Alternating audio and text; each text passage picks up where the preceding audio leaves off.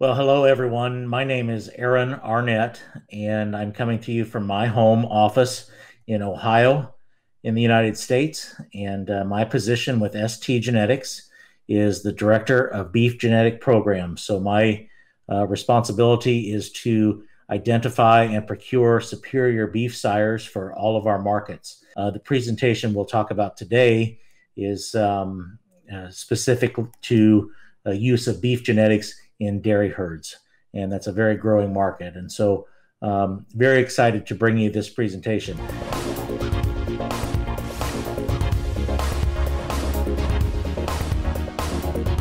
My background is I grew up on a cow-calf and grain farm in Western Ohio in the U.S. and have degrees in reproductive physiology and animal science and meat science, and have spent my career in the AI industry.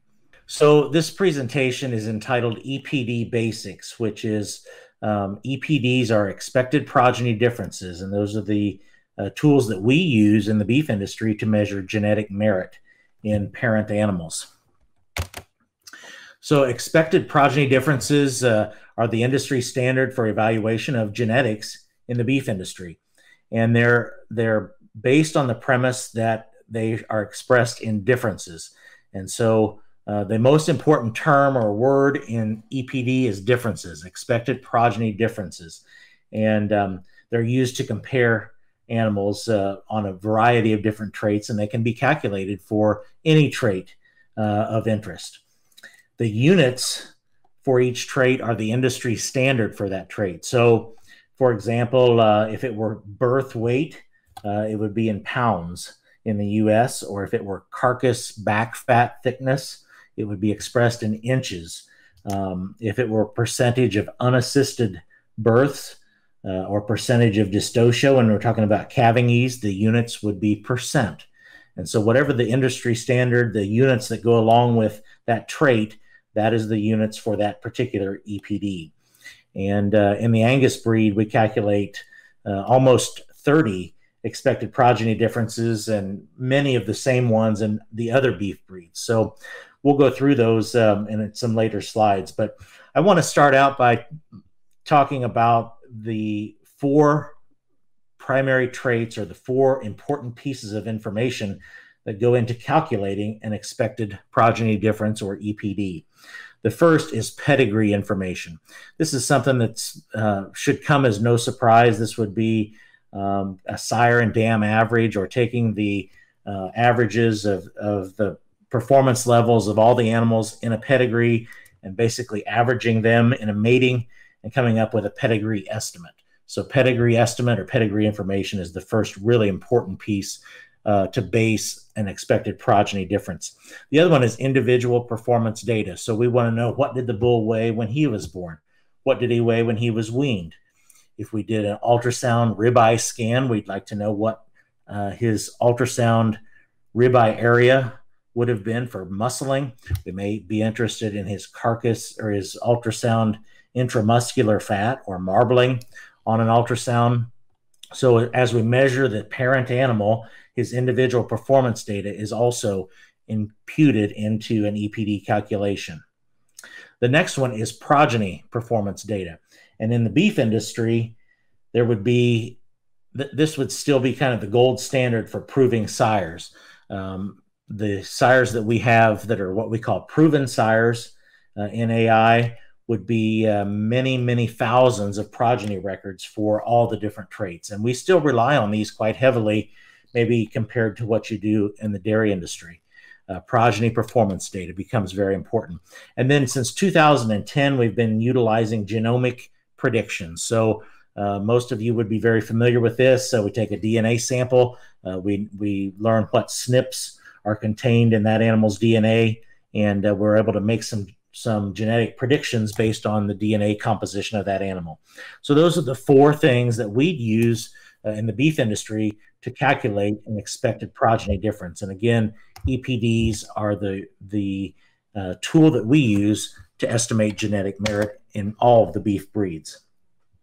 So expected progeny differences are based on the premise that if you were to mate two sires to a group of cows at random, in this example, we've got a sire represented in black and one in red, and we mate those two bulls to a group of cows at random, we would expect that there would be differences in the calves, and we could sort those differences out back to each sire. There would be differences by sire group.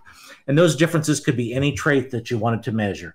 We could measure birth weight, weaning weight, any economically important trait, anything you wanted to measure. I always tell my students that if you wanted to make an EPD for tail diameter, you could do that by measuring that trait in a group of calves by two different bulls, and you could attribute those traits or those measurements back to a sire. Again, in the Angus breed, we measure about 26 different EPDs, and in the other beef breeds, there are somewhat less than that, but still some of the same traits: birth weight, weaning weight, yearling weight, carcass traits, and all those types of things. But they're based on differences that we would expect in the progeny based on two sires or comparing two animals. In this example, we're looking at carcass weight EPD. So sire A on the top left in black has a carcass weight EPD of 70. And the units for this trait would be in pounds because we measure carcass weight in pounds. Sire B on the top right in red would have a carcass weight EPD of 45. So if we were to mate those two sires at random to a group of cows and calve and feed and harvest the progeny from these matings, we would expect on average that the carcasses sired by sire A on the left would be 25 pounds heavier than the carcasses sired by sire B on the right. And that's an example of carcass weight EPD and how EPDs work in general. This example shows what would be expected if we looked at calving ease, or CED, between two sires. So in this example, sire A on the top left has a calving ease direct, or CED, EPD of 2. And these units are percentage of unassisted births that we would expect when mating these bulls to these cows. Sire B on the top right has a calving ease direct EPD of 14. So again, because the differences are what we're after between the two sires, we would expect that on average, the calves sired by sire B, the red bull on the right, to have 12% fewer assisted births or 12% lower dystocia than calves sired by sire A on the left. Again, the important piece of this is noting the differences expected between two sires. In this slide, we have 3 different EPDs that are very common in the beef breeds. On the top, birth weight, which is an indicator of calving ease; yearling weight, which is an indicator of growth, and we measure growth in pounds, and that's how we sell animals and market animals. And then ribeye area is the third trait on the right. Again, we have 2 bulls that we're comparing: bull A, the black bull, and bull B is the red bull. For birth weight EPD, if we were to mate these 2 bulls to a group of cows, we'd expect on average that the calves sired by bull A to be born 2.5 pounds lighter at birth than calves sired by bull B. If we were to measure the weights of these progeny at yearling time, or somewhere close to a year of age, on average, we would expect calves sired by bull A to be 15 pounds heavier when similarly mated than calves sired by bull B. If we were to then feed and finish and harvest the progeny of these matings and open up the ribeyes, or the longissimus dorsi muscle in these cattle, which is how we grade beef carcasses in the U.S., we would expect on average that the carcasses sired by bull A would have 0.5 or 1/2 of a square inch larger ribeye than carcasses sired by bull B. And so we would suggest then that there would be greater carcass muscling in the calves sired by bull A. Another important piece that is associated with expected progeny differences is not only the value, but the reliability or the accuracy of EPDs. And I believe in the dairy industry, you refer to these as reliabilities. In the beef world, we talk about accuracies, but they're very, very similar. They range from 0.0 to 1.0, based on the level of proof or amount of information that is known about the animal. For non-parent animals, in most of the beef breeds where you just have kind of a sire and dam average, or we just have a pedigree estimate, for most traits, the accuracy starts out at 0.15 up to about 0.35, depending on the heritability of the trait. For highly proven AI sires that may have many thousands of records for a given trait, those accuracies may be at 0.8 on up closer to 1.0. 1.0 it would be the highest you could reach, but the highest proven animals in the breed would have somewhere on the order of 0.97 to 0.98 accuracy for those traits.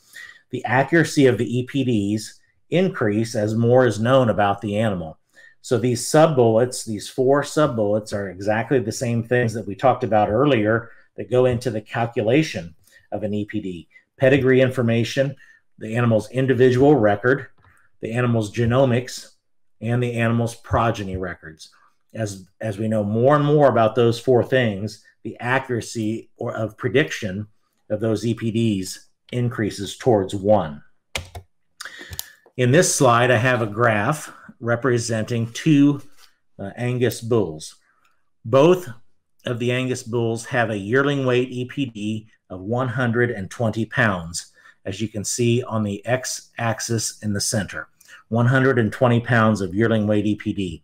The difference between the 2 bulls is that one of them is a young, unproven bull with only a parent average, maybe an individual record, but no progeny records in his proof. This bull may also have genomic records in his proof, but no progeny records. And so I'm going to see if I can use the arrow here. I don't know if it will record, but the young unproven bull is at 0.35 accuracy for his 120-pound yearling weight.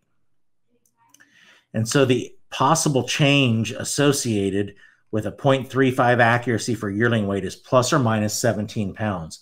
What that tells us is that the true genetic value for yearling weight for the unproven bull is most likely somewhere between 103 and 137 pounds. So there's quite a bit of potential variation in this young unproven sire.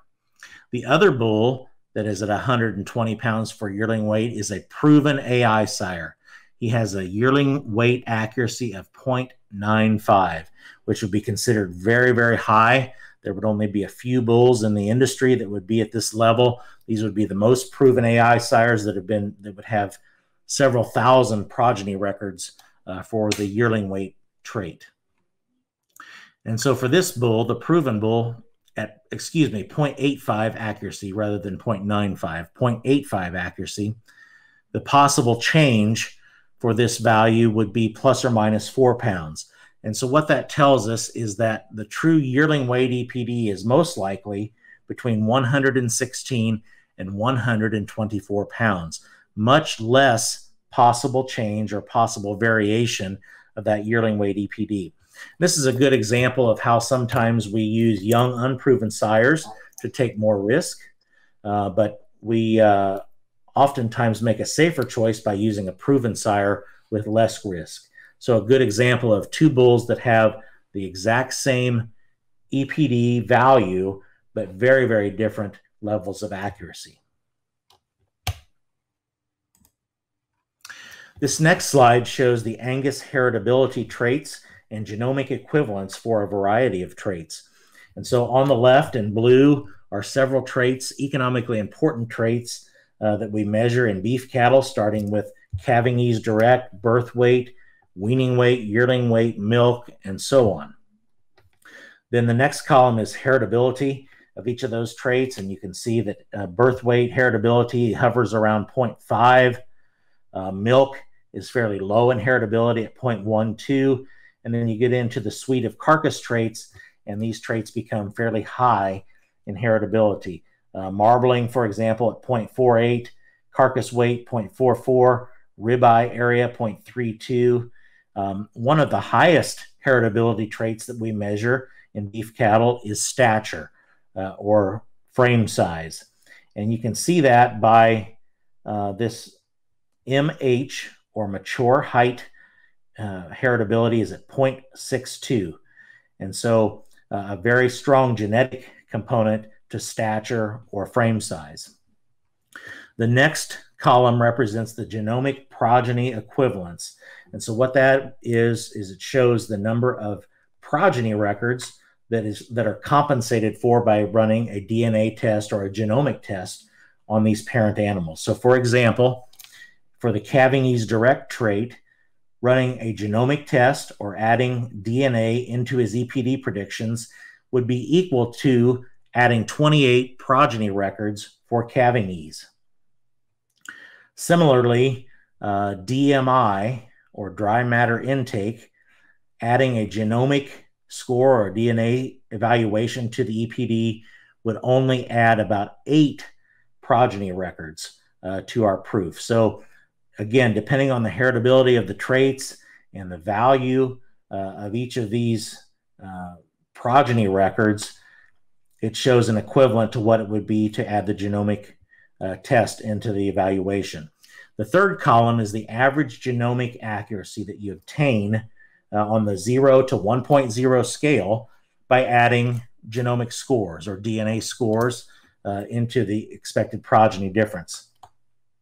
And these don't have quite as much variation. Again, you can see that like for Cavingese direct, the average genomic accuracy you get to is 0.36. So you could get there just by genomics with no parent average, no individual records, and no progeny records.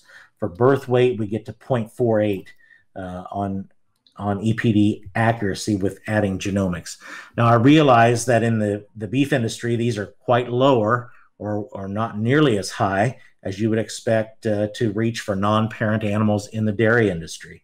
So we're maybe several generations behind most of the dairy breeds. We don't have as many phenotypes. The power of our genomic tools is not quite as strong as what you would expect in the dairy industry. And this is a good example of kind of the accuracy where we start out with our genomic scores.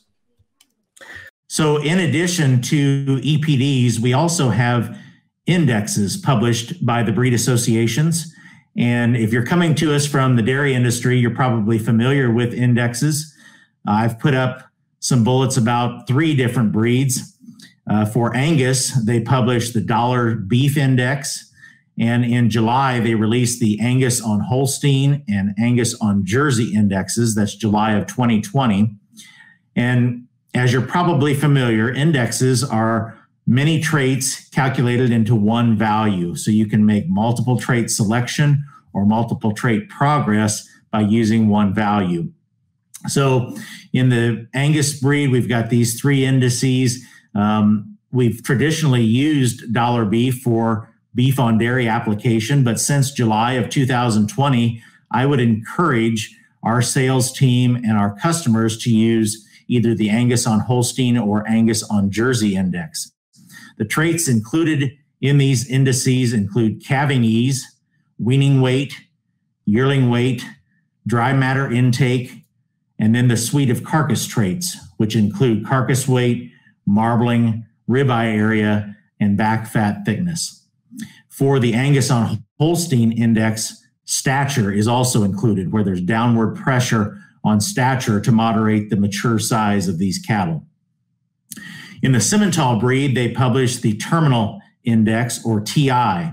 This one is also expressed in dollars per head, and this one is actually in dollars per cow exposed. The traits include yearling weight, carcass weight, yield grade, which is a cutability or muscling evaluation, marbling, back fat thickness, and ribeye area. In the Charolais breed, they published the Terminal Sire Index, or TSI. This index is expressed in dollars per carcass, and similar to the other indices, the traits include yearling weight, ribeye area, hot carcass weight, marbling, and fat thickness. The reason these are called terminal indexes is because these are to be used for matings for market cattle. It's a scenario where no replacement heifers will be kept and all the cattle resulting from matings using these terminal indexes will have a market endpoint.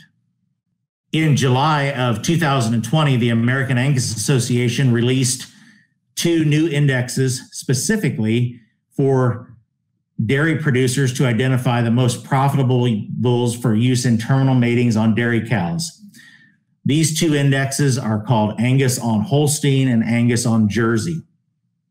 These indexes include calving ease, growth, feed intake, and the suite of carcass traits. They can be used just like expected progeny differences as comparisons between the expected performance of progeny between 2 sires. These indices are expressed in dollars per head, or differences in dollars per head. The indexes are updated every Friday by the American Angus Association, and these indexes can be accessed at angus.org/AGI.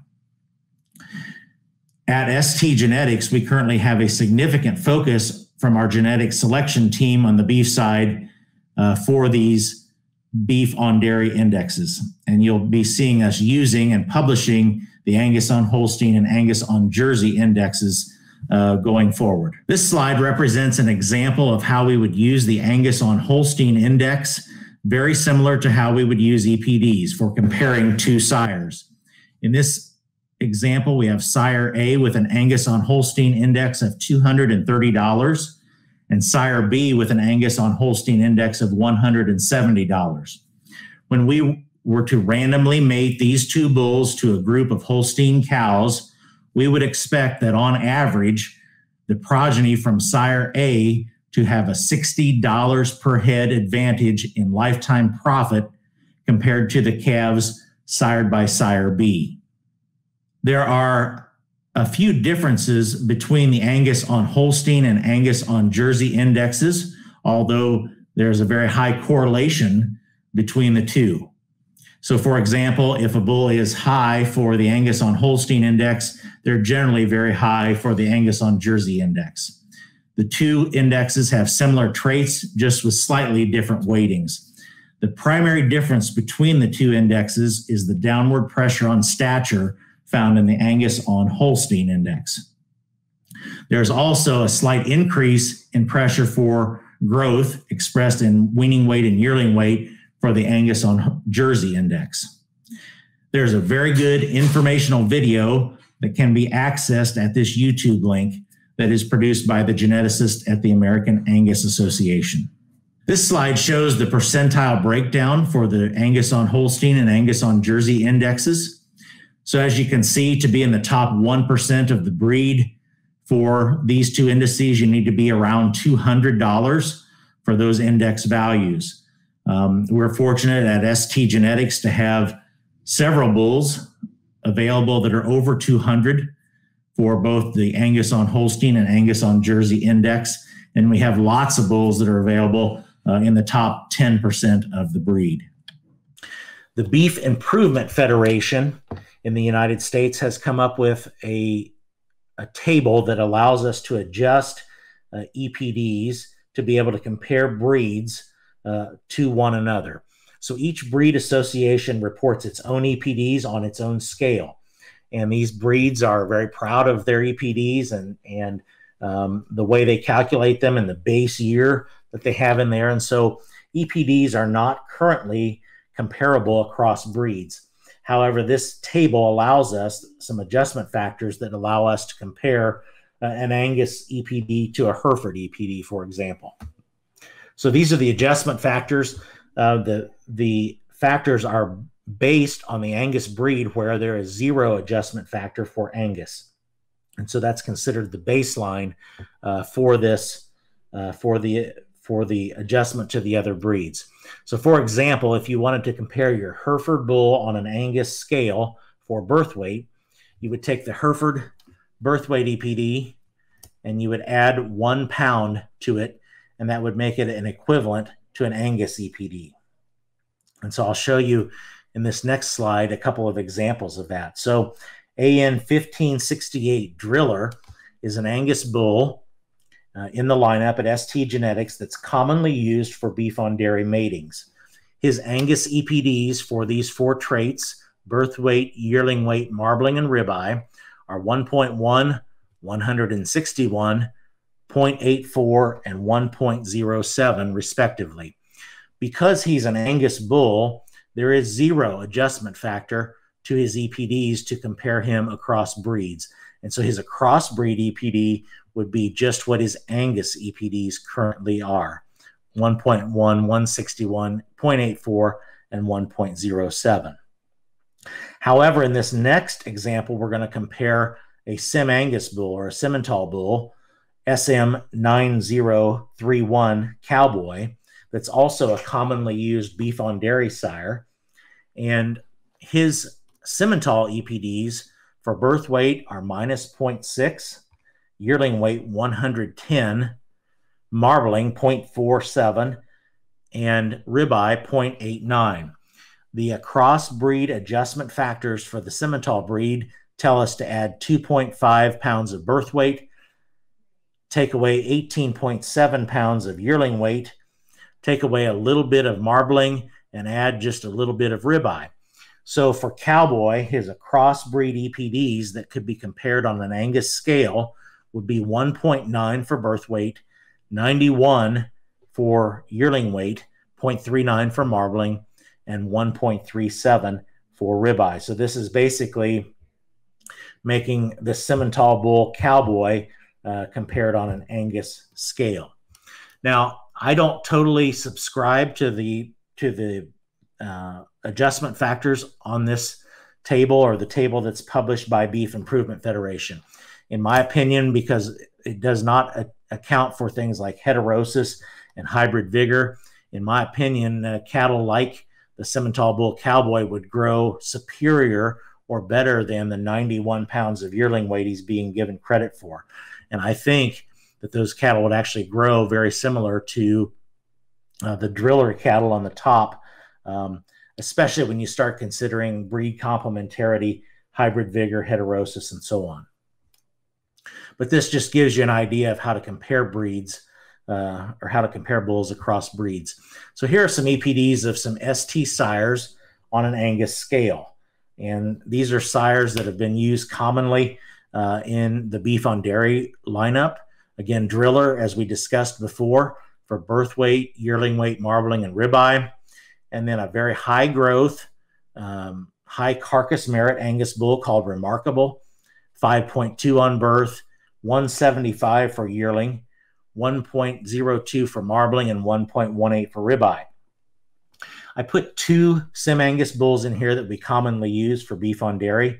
One is Compass, SM9016, and one is Cowboy, SM9031. And again, this just shows their EPDs on an Angus scale if you wanted to compare across breeds. The last one I put in is a Charolais bull. Charolais are used sometimes, especially when mating to Jersey cows. Charolais adjustment factors would make Foreman, the Charolais bull, 1502, his birth weight at a 3.0, 1.05 or 105 for yearling weight, -0.15 for marbling, and 1.58 for ribeye. And again, this is putting all of these bulls on an Angus scale so they can be compared. So the next thing I want to do is talk a little bit about the differences in the beef breeds and why some breeds might be better than others for specific use and crossing on dairy cows. So the first one we'll start with is Charolais.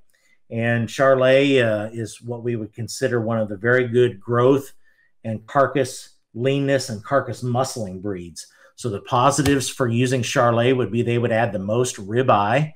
In the US, we use the ribeye size and shape as an indicator of total carcass muscling, and they add the most muscle of any breed. So for that reason, they're a great option to use on Jersey cows. They will add some birth weight. So if a dairyman is selling the calves at birth and you want a more robust, a little stouter looking calf at birth, Charolais is a great breed to consider. Another good thing about the Charolais breed is they excel for rapid early growth. These cattle will weigh a lot at birth, but they'll also grow very fast, and they'll weigh a lot at weaning and yearling. These cattle are very efficient and should add lots of pounds and pay weight for anybody selling their calves by the pound. Some potential downsides or negatives to the use of the Charolais breed is calving ease will definitely be reduced compared to some other beef breeds because of the increased birth weight. These are bigger cattle. They have more bone. They have more muscle. They definitely are a stouter calf at birth, and sometimes that can cause a reduction in calving ease compared to some other breed choices. The other thing is these calves will not usually be black out of Charolais bulls. Charolais are white in color, and the calves will be, depending on how you cross them, usually they're crossed with Jerseys, and those calves will be kind of a brown or a dark blonde kind of a color. And in markets that favor black-hided or black-haired cattle, like certified Angus beef in the United States, calves from these matings will not be black in color. The other thing is they will not add marbling. Charolais are known for their muscling and their rapid growth, but again, in the U.S., we value marbling or intramuscular fat in the meat, and this breed is not well known to add marbling. The next breed is Sim Angus, and Sim Angus is actually a crossbred breed or a composite breed of Simmental and Angus. They're actually registered with the American Simmental Association, and I like this breed quite well for use on beef on dairy. One of the great things about them is they bring breed complementarity. They bring the marbling and the carcass quality of Angus, but also the ribeye size and the muscling that you'd expect from a Simmental. These calves can be stouter looking again at birth. They're great for selling calves as day-olds and as weaned calves. Another great option for the Jersey breed, where we need to add as much beef character and as much muscling as possible, Sim Angus work very, very well.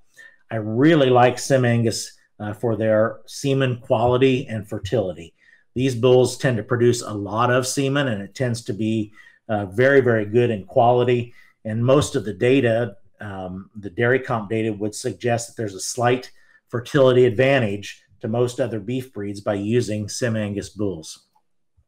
Some of the negatives that could be associated with Sim Angus sires and dairy cows could be the calving ease could be reduced in some cases, just like we talked about the Charolais breed.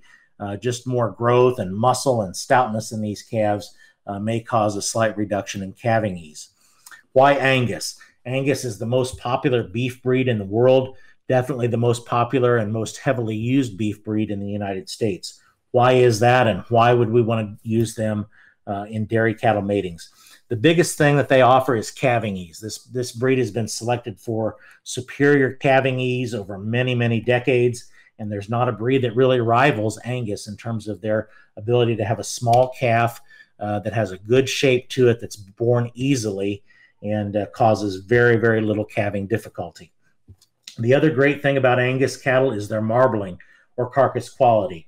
And while we recognize that that's not a part of the carcass grading or carcass value system in all countries or all markets around the world, in the U.S. market, marbling is very, very important. And Angus excel at marbling, and that's one of the reasons they're highly valued in the U.S. market. These cattle actually grow very, very well. Angus have not always been considered a high-growth breed, but over the last 20 years, they've been selected for growth. And so there are Angus genetics that we have now that these cattle will eat and gain a lot of pounds very quickly, and they've become a fairly high growth breed as you compare them to some other beef breeds. The other great things about Angus, they have the largest genetic database in the world.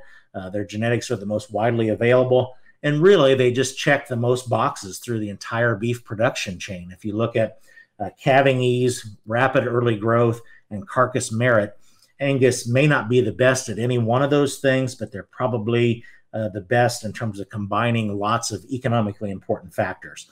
What are some negatives about Angus genetics in beef on dairy matings? One is these calves can be extremely small at birth, and they can be extremely fine-boned. In the U.S., we've run into some cases where calf buyers that are buying day-old calves from large dairy farms reject Angus-sired calves because they're so small. They look maybe a little bit like Jersey calves. They just, by the time they're born, have not grown much. They're very fine-featured, and they don't really look like a beef calf other than the fact that they're black-hided or black in color. Angus sired calves generally have less visual muscle than other breeds. You've heard me use the term stoutness several times. I would say that Angus probably bring forth the least stoutness or the least visual muscling of any of the beef breeds. And so sometimes for people that are valuing these calves based on how they look or how much beef type that they have, Angus may not always be the best choice.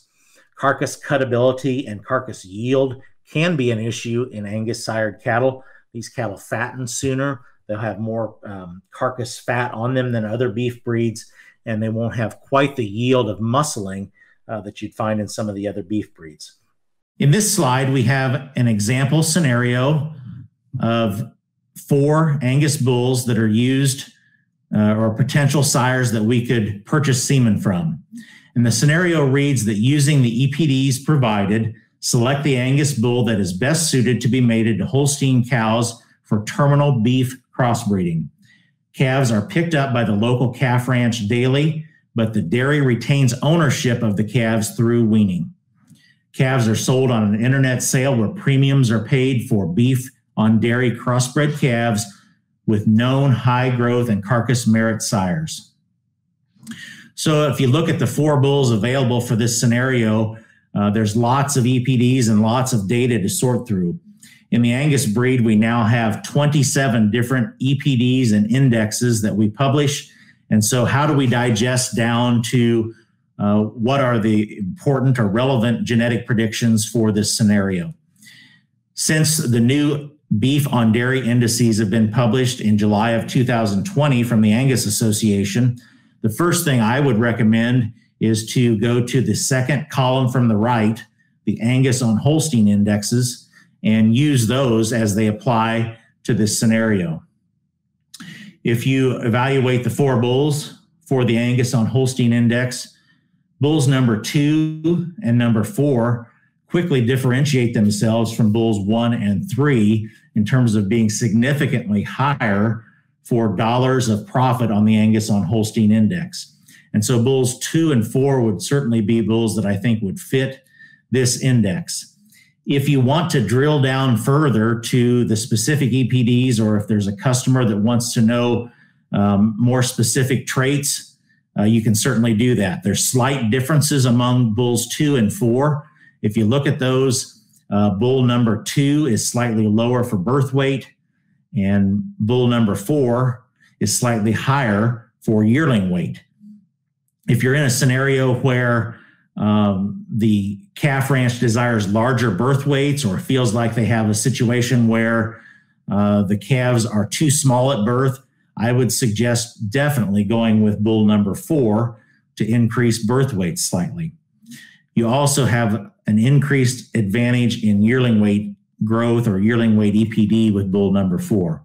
So in this scenario, again, using the Angus on Holstein indexes, either bull number 2 or bull number 4 would work. If you want to put slightly stronger downward pressure on stature, bull number 2 has the advantage, being 0.9 for yearling height, whereas bull number 4 is 1.1 for yearling height. So those are some pros and cons to each of the beef breeds that are commonly used. And, you know, I'm often asked, what is the ideal bull for using for beef on dairy crossing? And I think the answer lies in what are your goals and what are your objectives. I think it's important to evaluate at what stage in production and what time of life are you selling the calves? What does your customer want? What does your calf buyer want?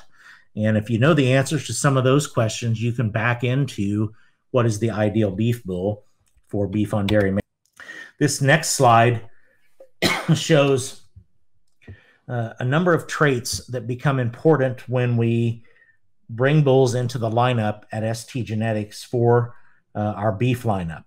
And these traits are represented by bubbles that include a number of economically important things that would vary in size of those bubbles, representing how important they are based on the scenario.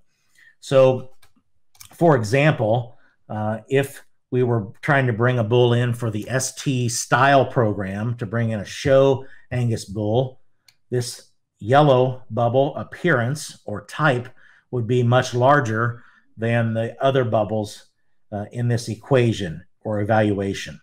And so this next slide shows what I believe the bubbles look like in relative size when we're trying to identify an ideal bull for beef on dairy mating. And so in this scenario, EPDs are going to be very, very important. We're not as concerned about the look or the body type of these bulls as we are their genetic merit for calving ease, growth, stature, and the suite of Carcass traits. And so those EPDs for those 26 traits are going to represent a fairly large proportion of the emphasis of sire procurement and sire selection for beef on dairy. Genomics is going to be very important as well. More important probably than the herd or the individual performance or the cow record and the pedigree. Those types of things are all of somewhat insignificant when we're talking about an ideal bull to be mated to dairy cows.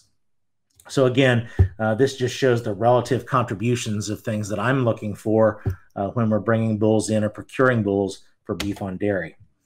As we close this presentation, I want to show you several resources that I think are useful for learning more about genetics in the beef breeds. One of those is ebeef.org. Another one is beefimprovement.org. And Beef Improvement was the organization that calculated or published that table where we could compare beef bulls across breeds. Each individual breed association has its own websites, and those have useful information as well. Angus.org, Simmental.org, CharolaiseUSA.com. I put those on there because those are the three most common breeds we use for beef on dairy application, but all the beef breeds have their own websites with very useful information. I really like beefimprovement.org and ebeef.org because there are many third-party verifications and audits that go through the contributions that are on those websites. They're monitored by academia. They're monitored by a lot of people who don't necessarily have a stake in the game. And so for that reason, I think that the information is very, very good on those two sites. You're also welcome to contact me anytime by either email or by phone, and my contact information is there at the bottom, Aaron Arnett. So with that, that's the last slide that I have for this beef on dairy presentation as it relates to the genetics of beef cattle. Thank you very much for your time and attention.